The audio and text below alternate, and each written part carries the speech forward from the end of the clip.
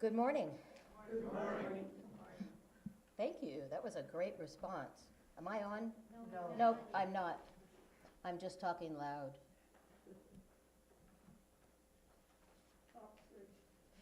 Yeah, I know. There we go. There I am. Much better. We strike the gong 3 times, first in memory of those who have gone before us,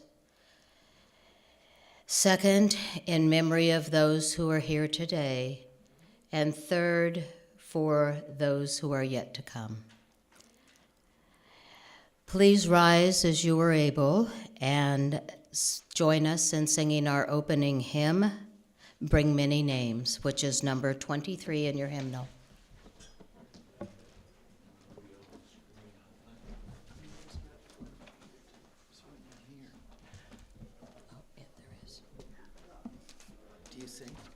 Kind of. Okay, good. Not very well. Do I'm we a have tenor. anybody who will lead us? Well, Jake's going to start it. That's good. Then we'll be ready. Oh, please turn off your cell phones if you haven't already. Yeah, good job.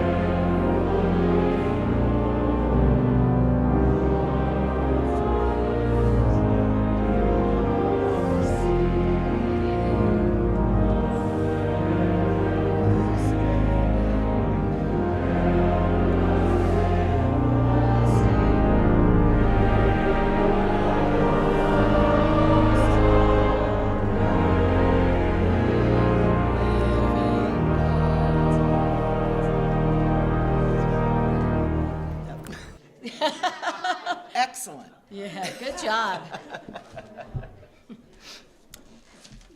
Thank you, everyone, for your participation and flexibility.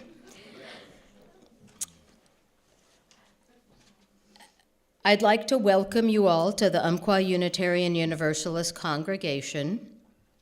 Here you can be yourself. Whoever you are, however you describe yourself or name the holy, you are welcome here. We also welcome at this time our live streaming audience and extend special thanks to our greeters, Levi, Matthew, And Joanna, thank you. And also to Genevieve in our office and our media director, Jake Tranter. This is the time that we collect food and money for the Fish Food Pantry. This is a joint effort of Roseburg area churches to help those in need.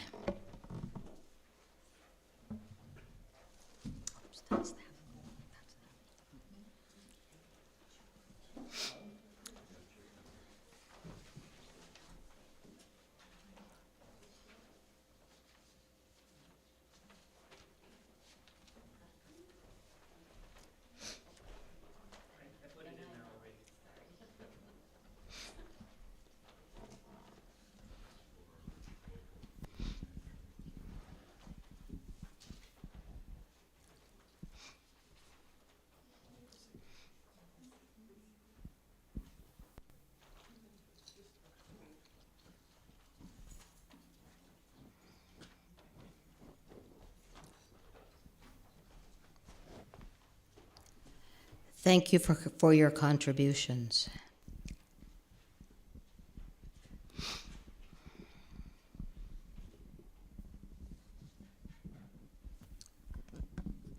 We light our chalice with these words. We come from many places, along different paths, bringing different truths. We come with different histories and different realities, and yet we come together as one people with faith that we can use our differences to heal ourselves and each other, to bring wholeness to a fractured world. We come seeking to find community, to find acceptance of who we are. In this place, we may find others who are much like us and others who are much different. May our lit chalice remind us that we are a people taught by different stories, with many voices, but always one people working for a world where love creates justice and justice gives peace, or gives birth to peace.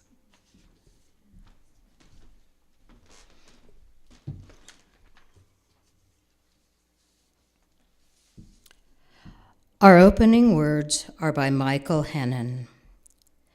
We covenant with one another and do bind ourselves together in the presence of this religious community to express our deepest and most cherished convictions as they are born by each person to find a common vision for a better world.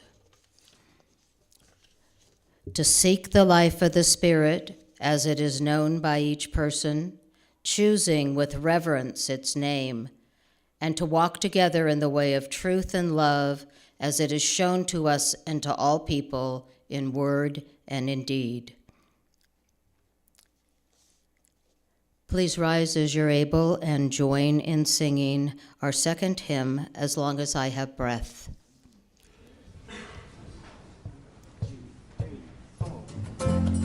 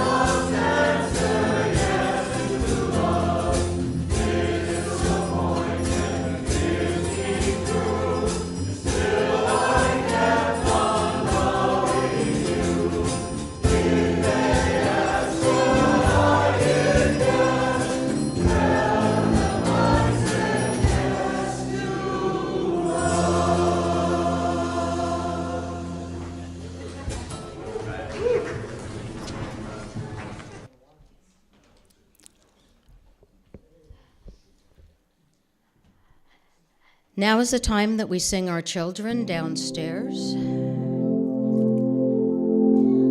If they're going. Yes, we have volunteers, we have adults, we're all set to go. Yep.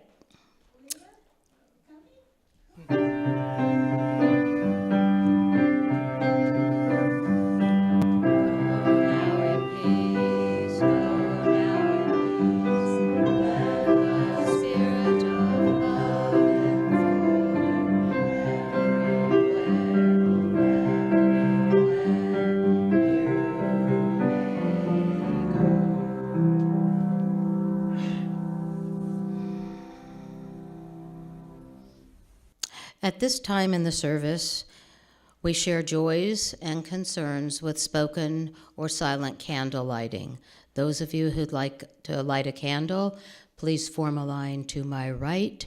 And if you're giving a spoken candle, please say your name.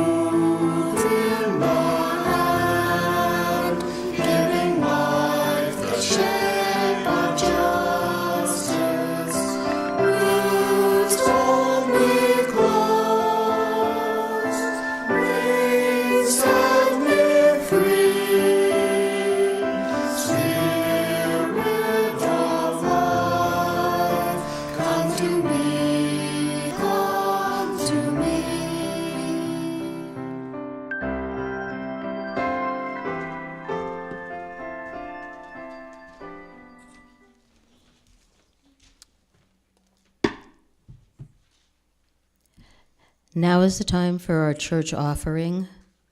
Your support and voluntary generosity fuels our efforts and keeps the flame of justice, community, and love burning brightly.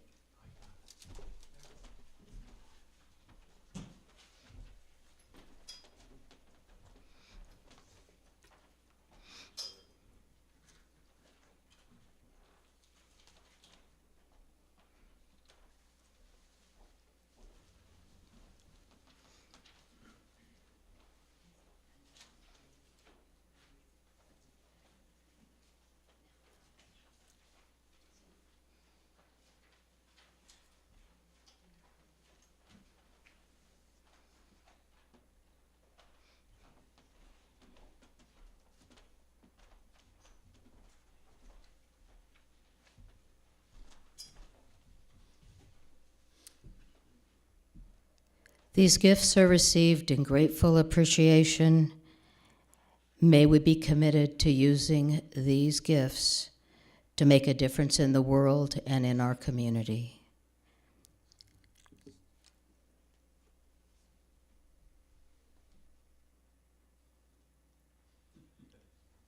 There we go. From you I receive, to you I give. Together we share, and from this we live. From you I receive, to you I give. Together we share.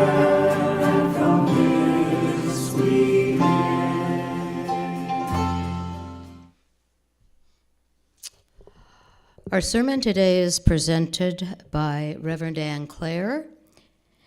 Anne is a minister, teacher, writer, and mother.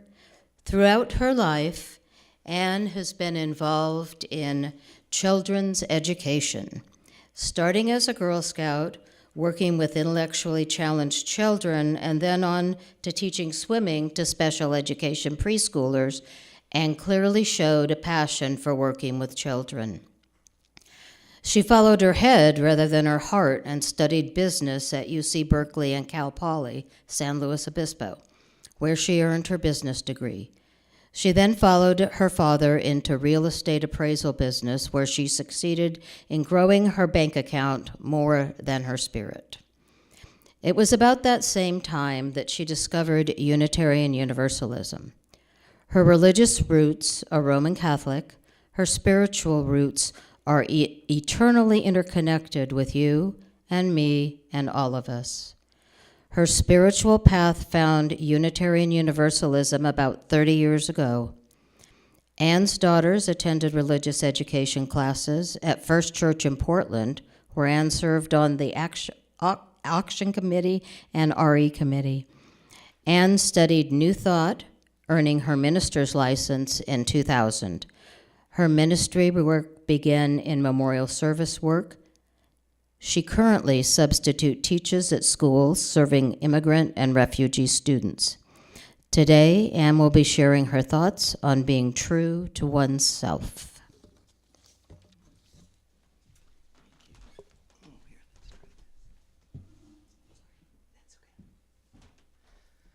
Good morning.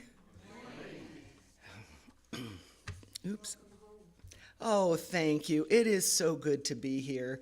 And I got to tell you, when I was here yesterday for Joe's service, I found it a little intimidating that the place could be packed like that. And I didn't really want it today. So thank you, all of you who are watching on YouTube.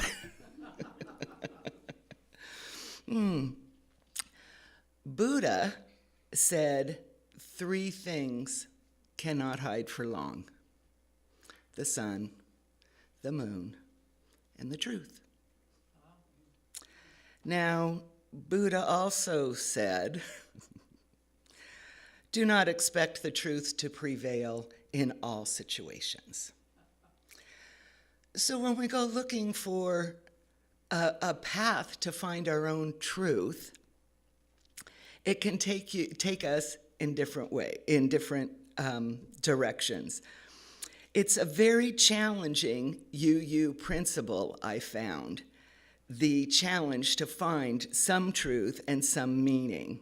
It's the principle which drew me to this church so many years ago, having been raised in the Catholic Church, as you just heard.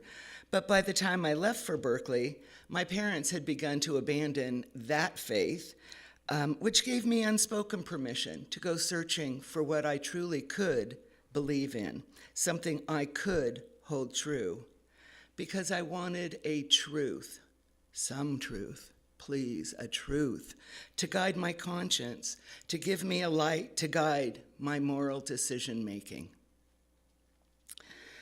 This chapter, this past month, as I tried to put together a sermon on truth that would serve us all,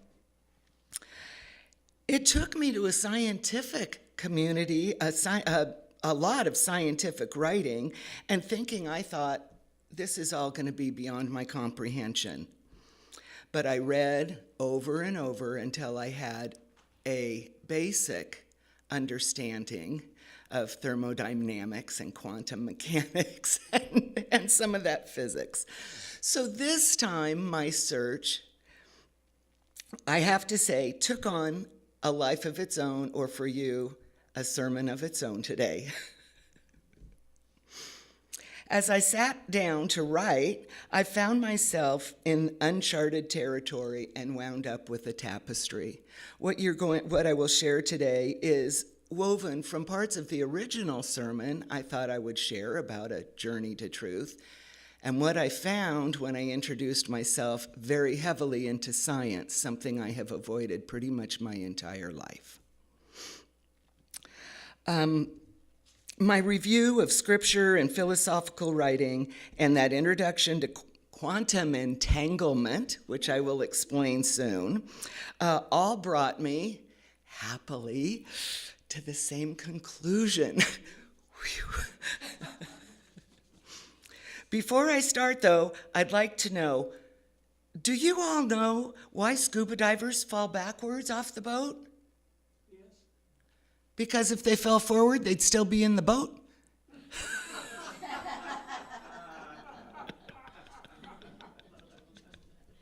Now we get into the heavier stuff. In Shakespeare's Hamlet, Polonius addresses his son who is ready to leave home and enter the world.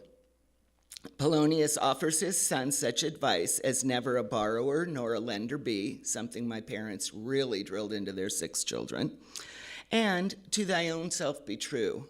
Now we hear that a lot, to thine own self be true, but that's only the first half of what Polonius said. The second half of what he told his son was why he should be true to himself. And that is, be true to yourself so that you cannot be false to anyone else. I believe that is a responsibility, one we have to ourselves and to others with whom we interact.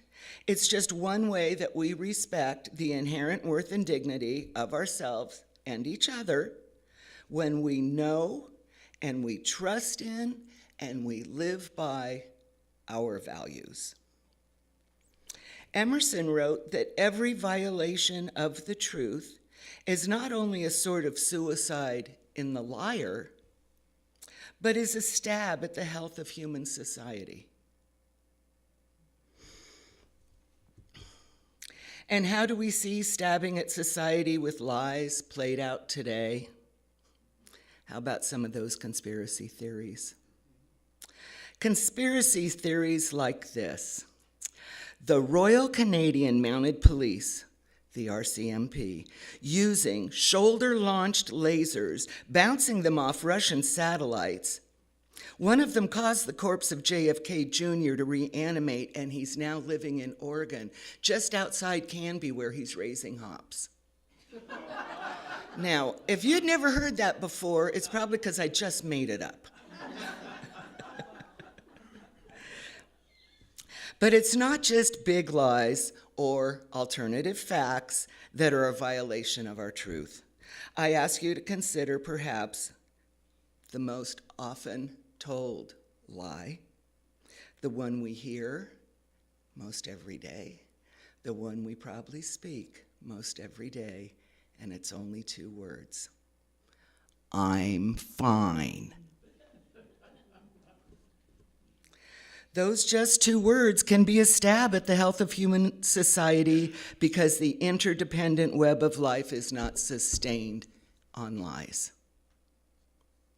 Rather, it's dependent on our being vulnerable in our truth, even to say, I could use some help, or I'm hurting, or whatever it may be that you do need to share. A community or a society can establish truth for its members. My children are Indigenous people, and one of them shared this with me this week. There are Indigenous people in the Ohio River Valley who established for themselves as truth, do not give children a gender, because children already know who they are. The children will let the community know when they're ready to tell. The community's job then is to support and guide the children on a path that is their own. It is a preloaded truth. It's too complicated to try and shape it from the outside. To do so is foolish and harmful. Now, my daughter signed off with this, shared as First Nations, level of knowledge.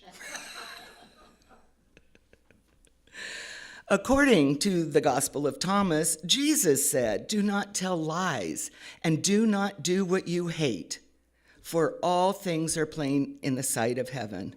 For nothing hidden will not become manifest, and nothing covered will remain without being uncovered. In the end, the truth finds a way out, like those small green shoots I find in my flower garden. I may pluck it, thinking I've removed an offending weed. However, beneath the soil, there are roots, and some have established themselves and are ready to send similar little shoots out all over my perennial garden. Webster tells us truth is a fact or a belief that is accepted as true. Well, that's a real broad definition. And in a time of discoveries in quantum physics and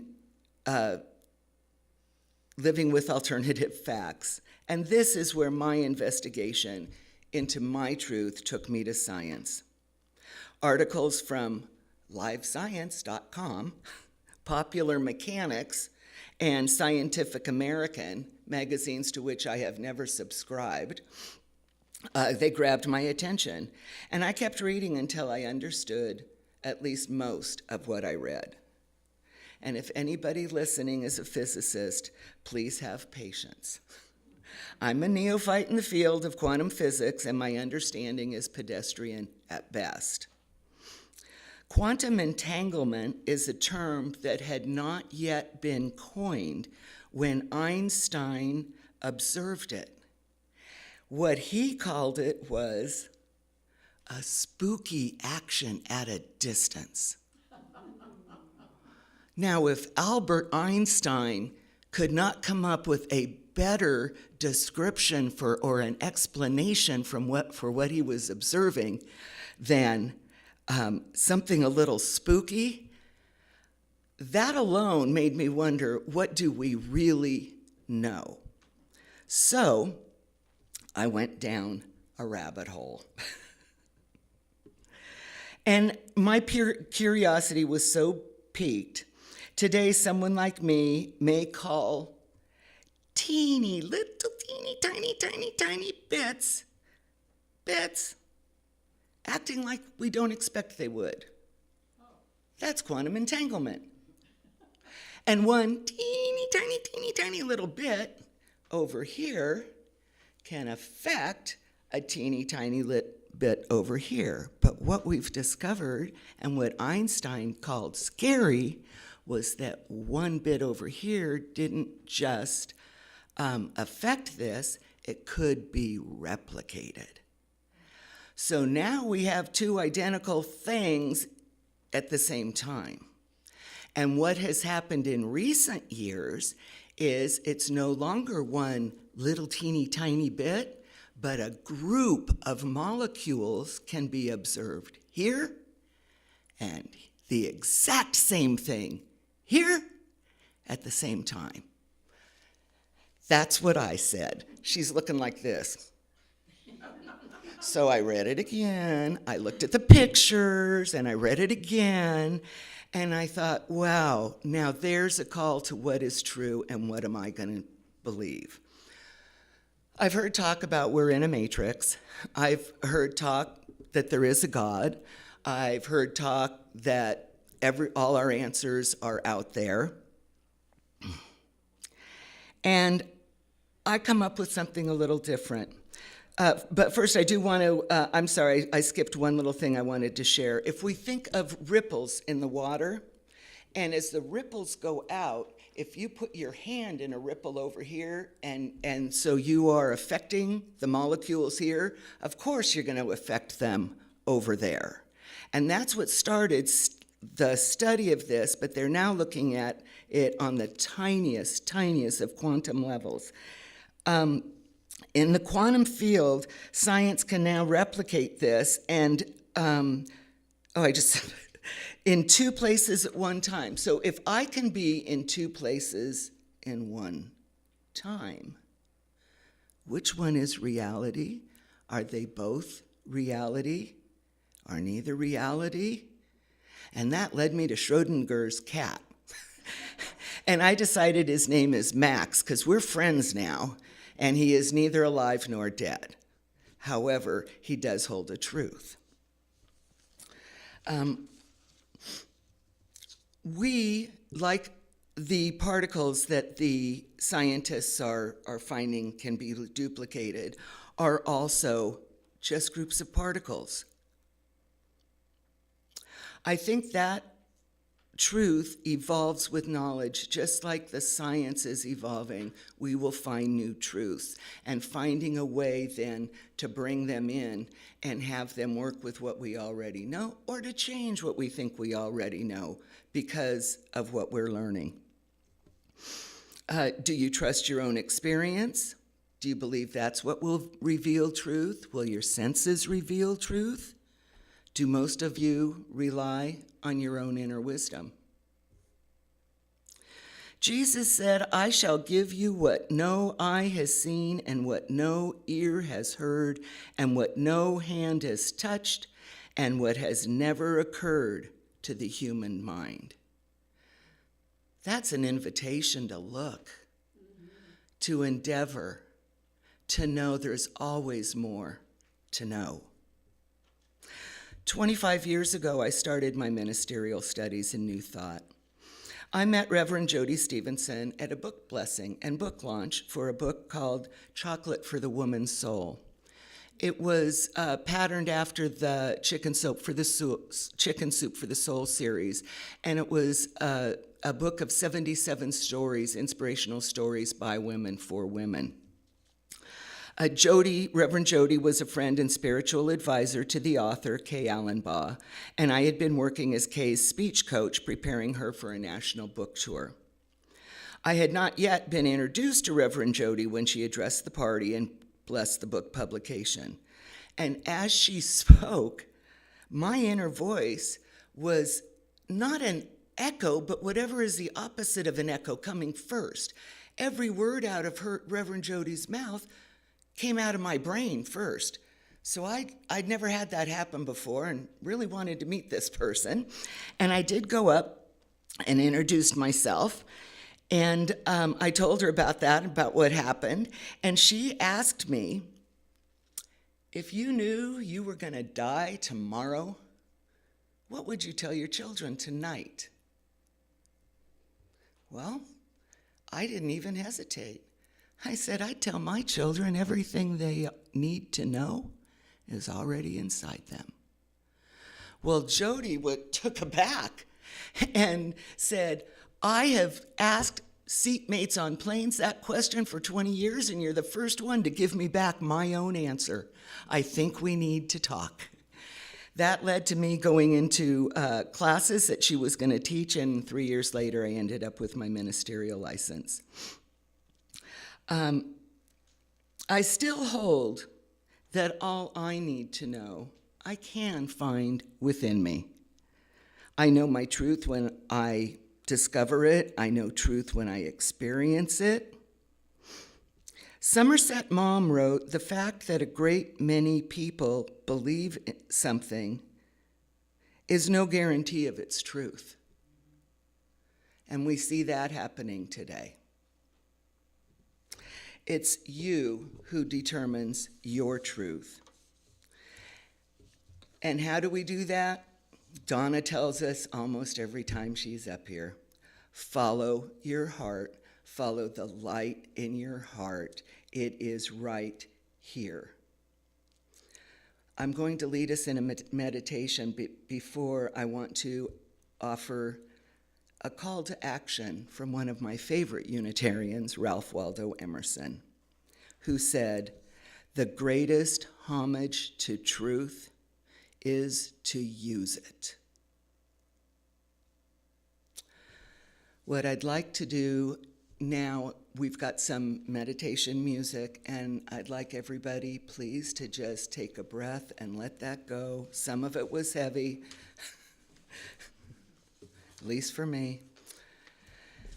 And as you take one big breath, see if you can find that space, the space where your heart beats,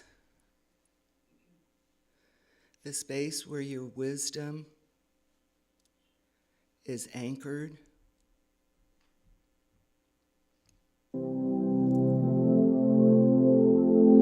Feel the space where you find and hold all that is sacred to you.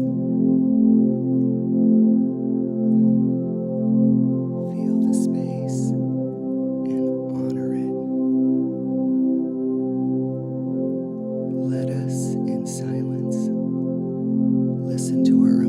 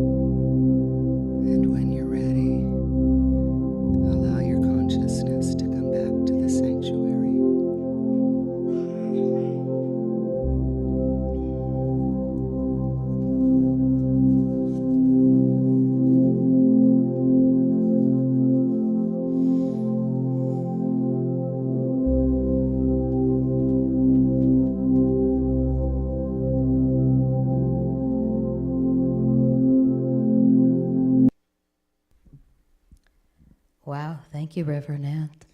You're welcome. Lots of food for thought, and I suspect that there are people in this congregation who have comments or questions.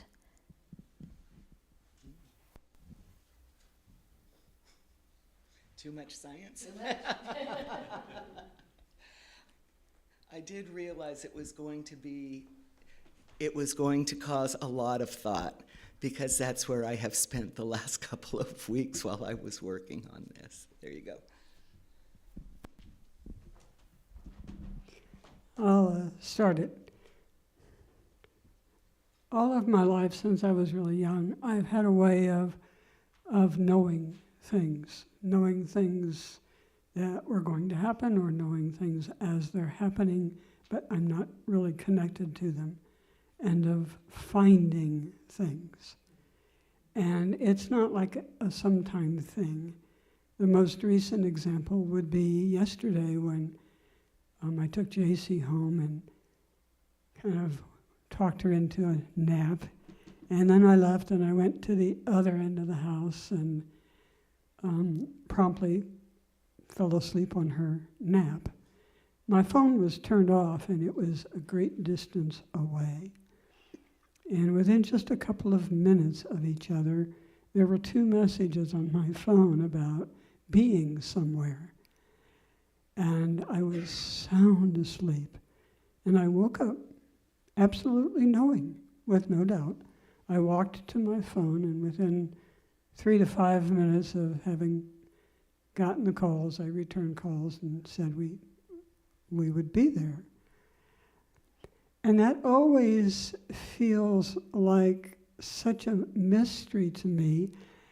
And the puzzle for me is when I try to think of heart-mind connection. The things almost always feel like they come from my mind, but they only work with people my heart is connected to in some way. Like Joanne weeks or months ago calling and she can't find her keys, and I'm telling her they're in the garage and they're in such and such a place. And that's where the keys are. So when you talk about truth, the way that's impacted me, and I'm curious if anyone else has experiences like this, is I don't doubt my truth, and I often speak my truth, and it may not resonate with someone else, but because it doesn't resonate, I don't doubt, first of all, that it's my truth, and secondly, that it may indeed be the best way to proceed. And often I will act on that, and then someone else may feel I've stepped on their toes, because when we talked originally, the truths didn't resonate, but after we've worked it through or moved forward, it turns out to be the thing. So today is a little confusing for me, and yet at the same time, it absolutely resonates in an amazing way. So thank you. And I suppose that might be where faith comes in. And, because you can have faith in that experience that you've had over and over. And I actually kind of laughed when I found this quote: "We only speak of faith when we wish to substitute emotion for evidence." And I thought, boy, that is human. That is so human. And in the end, that's what we all are.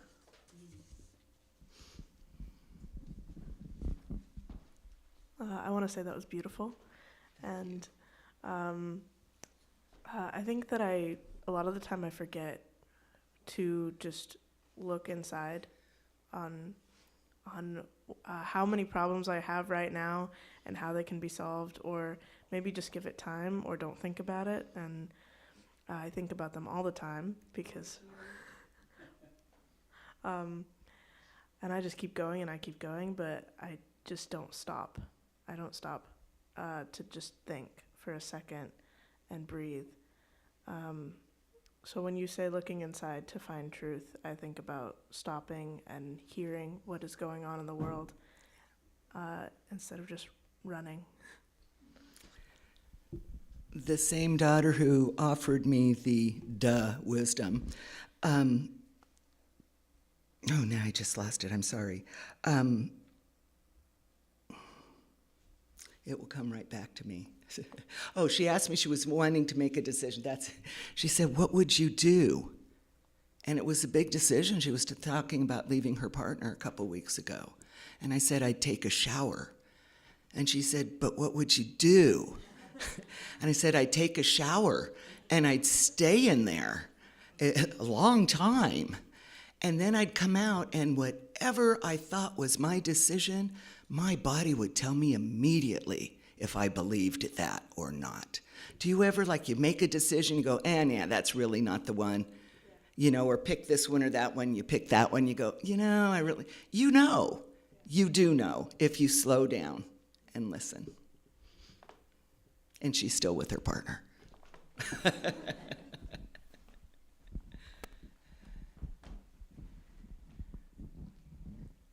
First, I also thank you. This was an amazing,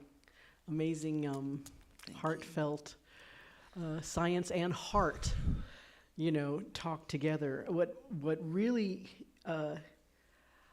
kind of sparked my creative sense was when you were talking about how a ripple, like if there's a ripple going and a blip, like you put your finger in it, and it affects another part of the wave that was continuous, but it could be very, very far away. And we don't even know sometimes when we do something or say something or pray for something, whatever that is to people, how it's going to actually manifest itself somewhere else. And for me, that's holding faith. Mm-hmm. It's not in something maybe that I even understand. It's just knowing that it really will. So thank you. You're welcome. Thank you.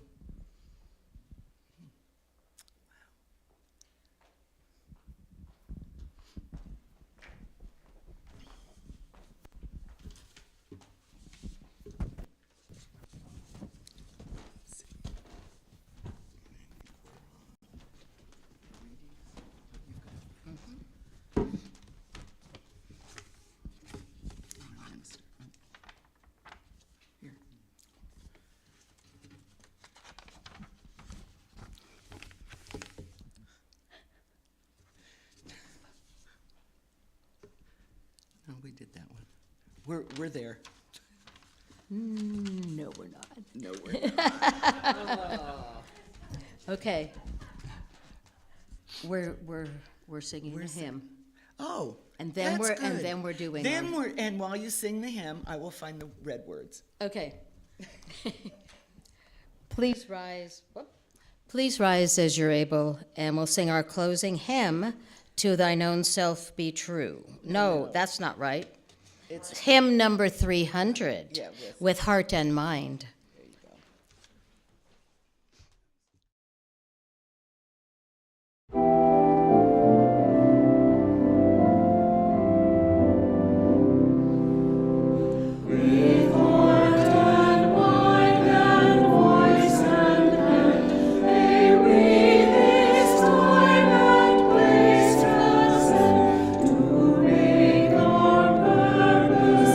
Understood, a more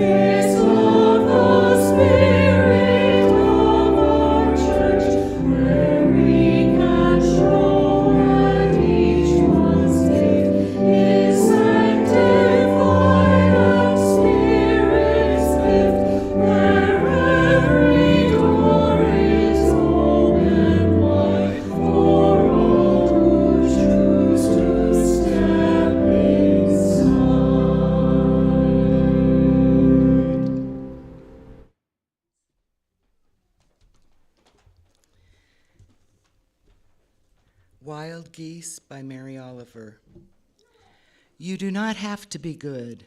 You do not have to walk on your knees for 100 miles through the desert repenting. You only have to let the soft animal of your body love what it loves. Tell me about despair, yours, and I will tell you mine. Meanwhile, the world goes on. Meanwhile, the sun and the clear pebbles of rain are moving across landscapes. Over the prairies and the deep trees, the mountains and the rivers. Meanwhile, the wild geese, high in the clean blue air, are heading home again. Whoever you are, no matter how lonely, the world offers itself to your imagination, calls to you like the wild geese, harsh and exciting over and over, announcing your place in the family of things.